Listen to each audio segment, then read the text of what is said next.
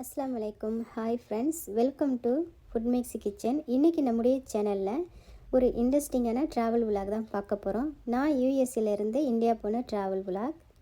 இந்த வீடியோ ரொம்ப இன்ட்ரெஸ்டிங்காக இருக்கும். அது மட்டும் இல்லாமல் ஃபஸ்ட் டைம் நீங்கள் இந்தியாவிலேருந்து யூஎஸ்ஏ ட்ராவல் பண்ணும்போது ஏர்போர்ட்டில் எந்தெந்த மாதிரியான ப்ராசஸ் இருக்கும் ஃபுல் டீட்டெயில்டு நான் இந்த வீடியோவில் சொல்லியிருக்கேன். எந்தவித பயமும் இல்லாமல் நீங்கள் ட்ராவல் பண்ண முடியும். வீடியோவை ஸ்கிப் பண்ணாமல் மிஸ் பண்ணாமல் ஃபுல் வீடியோவும் பாருங்கள். வீடியோ பார்த்துட்டு இருக்கும்போது வீடியோக்கு ஒரு லைக் கொடுங்க. மறக்காமல் சப்ஸ்கிரைப் பண்ணிவிட்டு பக்கத்தில் பெல் ஐக்கான் ஆல் ஆப்ஷனை கிளிக் பண்ணிட்டீங்கன்னா நான் போடுற வீடியோ உங்களுக்கு உடனே நோட்டிஃபிகேஷனாக வரும். இந்த வீடியோவில் இடையிடையே நான் டிப்ஸும் சொல்லியிருக்கேன், வீடியோவை மிஸ் பண்ணிடாதீங்க. ட்ராவல் பண்ண நாங்கள் எல்லோரும் இந்த இயர் போகலாமா நெக்ஸ்ட் இயர் போகலாமான்னு சொல்லி ஒரே கன்ஃபியூஸில் இருந்து அல்ஹம்துலில்லாஹ் ஊருக்கு போகிறதுக்கு பிளான் பண்ணிட்டோம். நாங்கள் எல்லோரும் இந்தியா போக போகிறோம். நான் யூஎஸ்ஏ 7 இயர்ஸ் ஆகிடுச்சு. நாங்கள் எல்லோரையும் பார்க்க போகிறது ரொம்ப எக்ஸைட்டடாக இருக்குது எங்கள் எல்லாருக்குமே. என்னுடைய பேரண்ட்ஸ், சிஸ்டர், ரிலேட்டிவ்ஸ் நாங்கள் எல்லோரையும் சந்திக்க போகிறோம். எங்கள் எல்லாருக்கும் ரொம்பவே ஹாப்பி. ஆனால் நாங்கள் டிக்கெட் போட்ட பிறகு கண்டிப்பாக வேக்சின் போடணும்னு சொல்லிட்டாங்க. வேக்சின் போட்டோமா, வேக்சின் போடாமல் ட்ராவல் பண்ணணுமா, வேக்சின் போட என்னுடைய ஹஸ்பண்ட் என்னென்ன கஷ்டப்பட்டாங்க, நான் என்ன கஷ்டப்பட்டேன், ஃபுல் டீட்டெயில் இந்த வீடியோவில் சொல்லியிருக்கேன். அதனால் வீடியோவை ஸ்கிப் பண்ணாமல் பாருங்கள். நான் பாத்திரங்களை வாஷ் பண்ணி வச்சுட்டேன். வீடியோ லென்த்தாக போகுங்கிறதுனால அதெல்லாம் நான் காமிக்கலை. லிக்யூடு போட்டு ஸ்டவ், கவுண்டர் டாப் இதெல்லாம் க்ளீன் பண்ணிவிட்டு ஒரு காஞ்ச துணியால் நல்லா தொடச்சி விட்டுட்டேன். அப்போ தான் இந்த தண்ணியோட மார்க் எதுவும் இல்லாமல் கவுண்டர் டாப் பார்க்குறதுக்கு ரொம்ப நீட்டாகவே இருக்கும். அடுத்து பாத்திரங்களை அடுக்கி வச்சுட்டு கிச்சனை பெருக்கி மோப்பு போட்டும் விட்டுட்டேன். நாம் ட்ராவல் பண்ணிவிட்டு ரொம்பவே டயர்டாக வருவோம். இந்த மாதிரி க்ளீனிங் ஒர்க்கை முடித்து வச்சுட்டு போனோம்னா மற்ற வேலைகளை பார்க்குறதுக்கு நமக்கு ரொம்பவே ஈஸியாக இருக்கும்.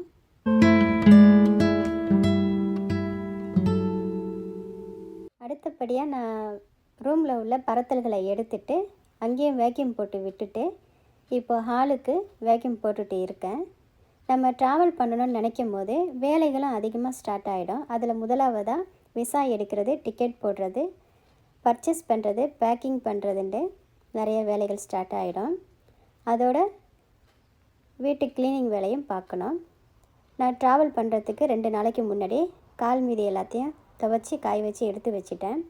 ஒரு நாளைக்கு முன்னாடி லாண்ட்ரி வேலைகளையும் முடித்து துணிகளையும் மடித்து வச்சாச்சு. நான் காலையில் கிளம்புறேன்னா ஈவினிங் கிச்சன் க்ளீனிங் வேலை, வேக்யூம் போடுறது வீடியோ ஷூட் பண்ணிகிட்டு இருந்தேன். நம்ம 2 மந்த்து 3 மந்த்துன்னு தங்குற மாதிரி இருக்குதுன்னா இதெல்லாம் முடித்து வச்சுட்டா ரொம்பவே நல்லது. நாங்கள் கொஞ்சமாக பிரேக்ஃபாஸ்ட்டு சாப்பிட்டுட்டு நாங்கள் எல்லாருமே ரெடி ஆகிட்டோம். நான் என்னுடைய ஹேண்ட்பேக்கில் பாஸ்போர்ட்டு வச்சுக்கிட்டேன். என் கையில் இருக்கக்கூடிய ஹேண்ட் லக்கேஜில் எலக்ட்ரானிக் விசா, டிக்கெட்டு இதையும் நான் சரி பண்ணி வச்சுக்கிட்டேன். எங்களுக்கு ஃப்ளைட்டு 10:30க்கு, அதனால் நாங்கள் 5:30க்கெலாம் கிளம்புறதுக்காக காருக்கும் சொல்லிட்டோம். காரும் வந்துடுச்சு. எங்களுக்கு லக்கேஜ் அதை ஃபிக்ஸ் செய்ய கொஞ்சம் டைம் ஆனது. நாங்கள் ஒரு 7 மணிக்கெலாம் கிளம்பலான்னு இருந்தோம். ஆனால் வழியில் ஏதாவது டிராஃபிக் ஜாமாக இருந்தால் வண்டியெலாம் ஸ்லோவாக போக ஆரம்பிச்சிட்டேன் இல்லையா, அதனால் ஏர்போர்ட்டில் சில ப்ரொசீஜர்களை முடிக்க கஷ்டமாயிடுன்னு சொல்லி நாங்கள் சீக்கிரமாகவே கிளம்பிட்டோம். இப்போது நாங்கள் சான் ஃப்ரான்சிஸ்கோ ஏர்போர்ட் போயிட்டு இருக்கோம்.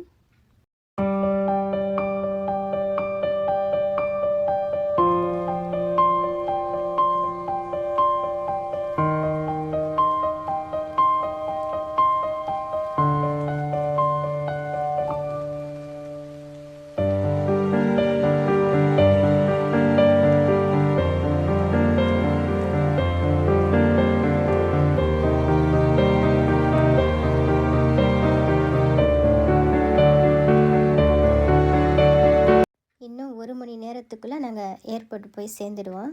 என்னுடைய பையன், சின்ன பையன், எழுந்திரிச்சு அந்த தூக்க கலக்கத்தோடு அவன் சரியாக சாப்பிடக்கூட இல்லை. அதனால் அவனுக்கு கொஞ்சம் பால் காய்ச்சி ஆற வச்சு ஒரு பாட்டிலில் எடுத்துக்கிட்டேன். அது கூட கொஞ்சம் ஜூஸு, ஸ்நாக்ஸையும் அவனுக்கு பசிக்கும் போது காரில் தரலான்ட்டு நான் எடுத்து வச்சுக்கிட்டேன். நாங்களுமே ஃப்ளைட்டில் தான் சாப்பிட முடியும். அதனால் நாங்கள் ஏர்போர்ட்டில் சாப்பிட்லான்ட்டு கொஞ்சம் பிரேக்ஃபாஸ்ட்டு எடுத்து வச்சுக்கிட்டேன். என்னுடைய பையன் காரில் சாப்பிடும்போது ட்ரெஸ்ஸில் ஏதாவது பட்டுச்சுன்னா அவனுக்கு ஏர்போர்ட்டில் ஒரு ரெஃப்ரெஷ் மாதிரி பண்ணிக்கலாம் அப்படின்னு சொல்லிவிட்டு நான் என்னுடைய ஹேண்ட்பேக்கில் கொஞ்சம் ட்ரெஸ்ஸையும் அவனுக்கு உடனே எடுத்து போடுற மாதிரி நான் எடுத்து வச்சுக்கிட்டேன். நாங்கள் எல்லோரும் ஏர்போர்ட் வந்தாச்சு. அப்புறம் ட்ராலி எடுத்து லக்கேஜை வச்சுட்டு அவசரமாக உள்ளே போயிட்டு இருந்தோம். ஏன்னா சுபுகு தொழுவணும் இல்லையா, அதனால் ரெஸ்ட் ரூம் போய் ஒழு செஞ்சுட்டு நாங்கள் எல்லோரும் ஒரு இடம் பார்த்து சுபுகு எல்லாமே தொழுது முடிச்சுட்டு ஏர்போர்ட்டு உள்ளே போயிட்டோம். அங்கே போய் லக்கேஜ் எல்லாத்தையும் எடுத்துக்கிட்டு லைனில் நின்றுட்டு இருந்தோம். அதிகமான கூட்டமும் கிடையாது, எங்களுக்கு ஃப்ரீயாக இருக்கிற மாதிரி தான் இருந்துச்சு. அதுக்கு பிறகு தான் பேசஞ்சர் கொஞ்சம் கொஞ்சமாக வந்துட்டு இருந்தாங்க. அப்புறம் நாங்கள் எங்கள் பாஸ்போர்ட், விசா, டிக்கெட் இது எல்லாத்தையுமே கையில் எடுத்து வச்சுக்கிட்டோம். இங்கே தான் லக்கேஜ் ஸ்கேன் பண்ணிவிட்டு வெயிட் போட்டுட்டு போர்டிங் போகிற இடமும் இது தான். ஒரு சில எலக்ட்ரானிக் மெட்டீரியல் கொண்டு போகக்கூடாதுன்னு ரூல்ஸ் இருக்குது. அதுக்கு பிறகு ஏர்லைன் ஒர்க்கர்ஸும் வந்துட்டாங்க. ஸ்கேன் பண்ணிவிட்டு லக்கேஜ் எல்லாத்தையும் வெயிட் போட்டாச்சு. வெயிட் போடுறதுக்குள்ளே எந்த பிரச்சனைகளும் இல்லை, அல்ஹம்துலில்லாஹ். நம்ம கரெக்டாக வெயிட் போட்டு எடுத்துகிட்டு போயிட்டோம்னா எந்த பிரச்சனையும் இருக்காது. இல்லைன்னா அங்கேயே கொஞ்சம் எடுக்க சொல்லுவாங்க, இல்லைன்னா மாற்றி வைக்க சொல்லுவாங்க. நாம் லக்கேஜ் வேலையை முடிச்சுட்டு போர்டிங் பாஸ் வாங்கியாச்சு. நாங்கள் நடந்து வந்த வழியில் ஹோட்டல்கள் இருக்குது. ஏன்னா ஃப்ளைட்டில் போய் தான் சாப்பிட முடியும். சின்ன பிள்ளைங்க பெரியவங்களுக்கு பசிக்கும், அதனால் தேவைப்பட்ட ஹோட்டல்களை போய் சாப்பிட்டுக்கலாம். அடுத்ததாக பார்த்திங்கன்னா இமிக்ரேஷன் செக்யூரிட்டி செக்கப் இதை முடிக்கணும். ஆனால் எங்களுக்கு இமிக்ரேஷன் கிடையாது, செக்யூரிட்டி செக்கப் மட்டும்தான். செக்யூரிட்டி செக்கப் என்னென்னா, நம்ம பெல்ட்டு போட்டு இருந்தால் ஒரு ட்ரே மாதிரி தருவாங்க. அதில் பெல்ட்டு, ஷூ, நம்ம ஹேண்ட்பேக்கில் உள்ள பொருட்கள், அப்புறம் ஃபோனு, சார்ஜர் இது எல்லாத்தையும் அதில் நம்ம அந்த ட்ரேயில் வைக்கணும். வச்ச பிறகு அது ஒரு ஸ்கேன் பண்ணிவிட்டு நம்மக்கிட்ட கொடுத்துருவாங்க. அதுக்கு பிறகு நம்மளையுமே ஸ்கேன் பண்ணுவாங்க. அதோட செக்யூரிட்டி செக்கப் முடிஞ்சிச்சு. அதுக்கு பிறகு நம்ம கேட்டுக்கு முன்னாடி வெயிட்டிங் ஹாலுக்கு நம்ம உட்காந்துடலாம். அப்புறம் போர்டிங் பாஸில் உங்களுக்கு ஃப்ளைட்டில் எந்த seat number, gate number mention பண்ணியிருப்பாங்க, அதை பார்த்து நீங்கள் தெரிஞ்சுக்கலாம். அப்புறம் அனௌன்ஸ் பண்ணுவாங்க நம்மளை வர சொல்லி. பாஸ்போர்ட், போர்டிங் பாஸ் செக் பண்ணின பிறகு உள்ளே விடுவாங்க. நமக்கு ஃபஸ்ட்டு ஆளுக்கு ஒரு சார்ஜர் கொடுத்தாங்க. ஃப்ளைட் என்டர் ஆனதும் போர்டிங் பாஸ் வாங்கி செக் பண்ணி பார்த்துட்டு நமக்கு சீட்டு எங்கே இருக்குது, எந்த பக்கம் போகணுன்னு சொல்லுவாங்க.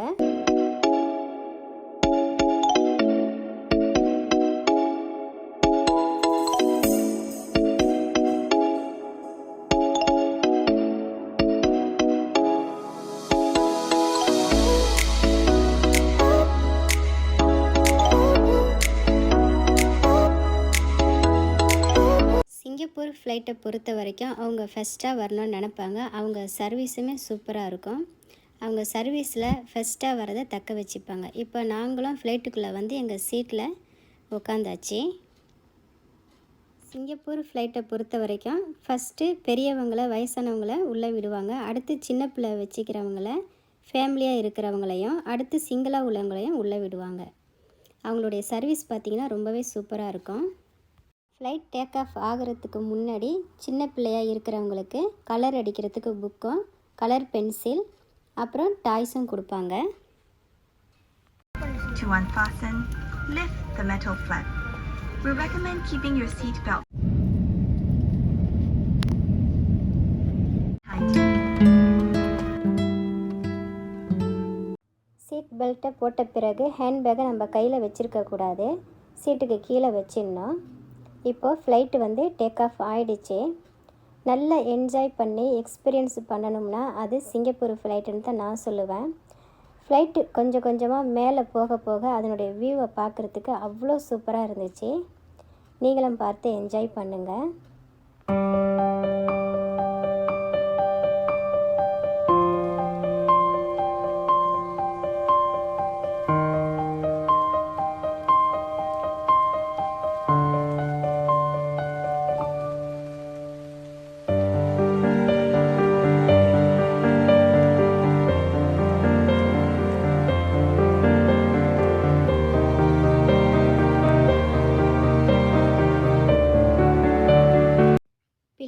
கூட கூட்டிகிட்டு போகும்போது அவ்வளோ கொஞ்சம் கேர் எடுத்து பார்ப்பாங்க.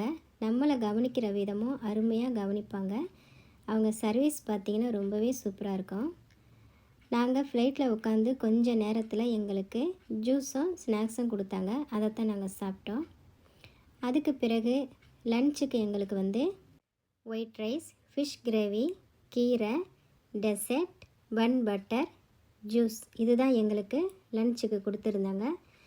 ரொம்ப லாங்காக போய்டுன்றதுனால அந்த வீடியோ நான் எடுக்கலை. இப்போது நீங்கள் வீடியோவில் பார்த்துட்ருக்கிறது டின்னர் தான். டின்னருக்கு என்ன கொடுத்தாங்கன்னா chicken gravy, white rice, vegetable கூட்டு, அப்புறம் கடல் பாசியில் ஜவ்வரிசி கலந்த மாதிரி ஒரு டெசர்ட் தந்தாங்க. அப்புறம் பன் பட்டர், காஃபியும் மில்க்கும் கொஞ்சம் வச்சுருந்தாங்க. அதை நம்ம வந்து மிக்ஸ் பண்ணி சாப்பிட்ணும். இதுதான் எங்களுக்கு டின்னராக கொடுத்தாங்க. இதை தான் நாங்கள் சாப்பிட்டோம். சாப்பிட்ட பிறகு எங்களுக்கு ரொம்பவே டயர்டாக இருந்துச்சு. சாப்பிட்டு முடித்த பிறகு கொஞ்சம் தூங்கி ரெஸ்ட் எடுக்கலான்னு இருந்தோம். ஆனால் எனக்கு வந்து ஃப்ளைட்டில் கொஞ்சம் கூட தூக்கம் வராது. என்னுடைய ஹஸ்பண்ட் பசங்க வந்து நல்லா தூங்கிட்டு வந்தாங்க. என்னுடைய சின்ன பையன் மட்டும் மூவி பார்த்துட்டு இருந்தான். ஸ்க்ரீனை ஆஃப் பண்ணிவிட்டு அவனையும் தூங்க வச்சுட்டேன். அவனுமே நல்லா தூங்கிட்டான். அதுக்கு பிறகு ஃப்ளைட்டு மேலே போக போக வியூ பார்த்திங்கன்னா அவ்வளோ அழகாக இருந்துச்சு. அதுக்கு பிறகு நான் வீடியோ எடுத்துகிட்டே இருந்தேன். சுற்றிலும் தண்ணி, மலைகள்ண்டு பார்க்குறதுக்கே அவ்வளோ சூப்பராக இருந்துச்சு. இன்னும் கொஞ்சம் நேரத்தில் சிங்கப்பூர் வரப்போகுது. ஃப்ளைட் லேண்ட் ஆகிற டைம் வந்துருச்சு. பைலட்டை அப்ரிஷியேட் பண்ணணுன்னு எல்லாம் கை தட்டினாங்க. அல்ஹம்துலில்லாஹ் நாங்கள் எல்லோரும் இப்போ சிங்கப்பூர் வந்து இறங்கிட்டோம். சிங்கப்பூரில் டைம் பார்த்திங்கன்னா 7:30 ஆகுது.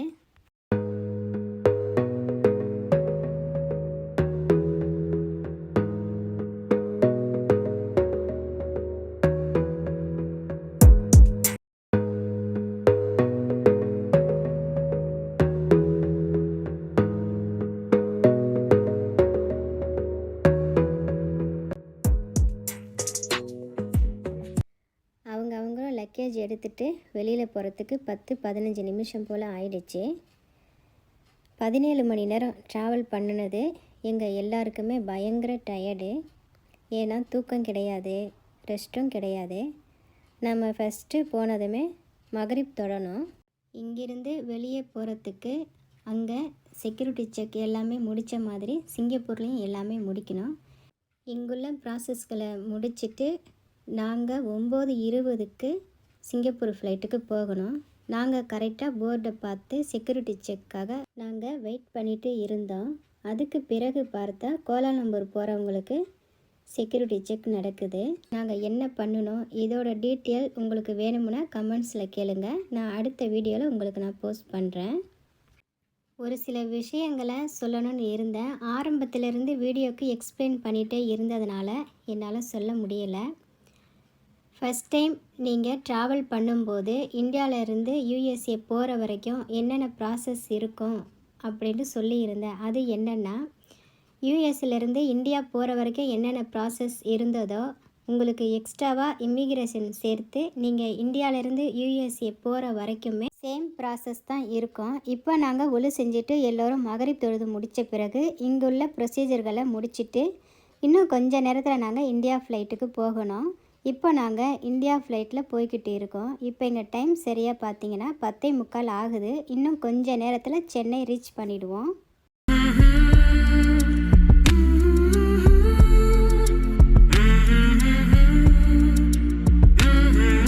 நாங்கள் எல்லோரும் சென்னை ஏர்போர்ட் வந்தாச்சு. எங்கள் எல்லோருக்கும் ரொம்பவே ஹாப்பி. இங்குள்ள இமிக்ரேஷன் செக்யூரிட்டி செக் முடித்த பிறகு லக்கேஜ் எடுத்துகிட்டு வெளியே போக வேண்டியது தான். வெளியில் எல்லோருமே எக்ஸைட்டடாக எங்களை பார்க்க வெயிட் பண்ணிகிட்டு இருக்காங்க. நாங்களும் தான். என்னுடைய அனுபவத்தில் தெரிஞ்சதாக கைடு பண்ணியிருக்கேன். இந்த வீடியோ உங்களுக்கு ரொம்ப யூஸ்ஃபுல்லாக இருக்கும்னு நம்புகிறேன். இதுபோல் இன்ட்ரெஸ்டிங்கான வீடியோவை நீங்கள் பார்க்கணுன்னா மறக்காமல் ஃபுட் மேக்ஸி சேனலை சப்ஸ்கிரைப் பண்ணி வச்சுக்கோங்க. இந்த வீடியோக்கு ஒரு லைக் கொடுங்க. ஃப்ரெண்ட்ஸ் அண்ட் ஃபேமிலிக்கும் ஷேர் பண்ணிவிடுங்க. தேங்க்ஸ் ஃபார் வாட்சிங்.